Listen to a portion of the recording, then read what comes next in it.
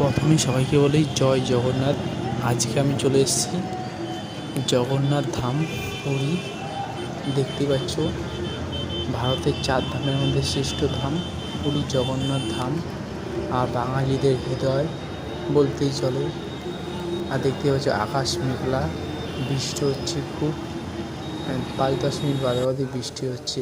এই বৃষ্টির মধ্যে ভক্তদের আনাগোনা কম না, দেখতে পাচ্ছ বড় লাইন পড়েছে আর খুব সুন্দর লাগছে দেখতে পাচ্ছ। আর এটা যে রথ, এই যে কয়েকদিন আগে পুরীর রথযাত্রা শেষ হলো, আর রথের সময় দেখলে পা রাখার জায়গা ছিল না, এত পরিমাণে ভিড় ছিল ধারণার বাইরে। সামনেই জগন্নাথ মন্দির, ভগবানের করুণ নীলা।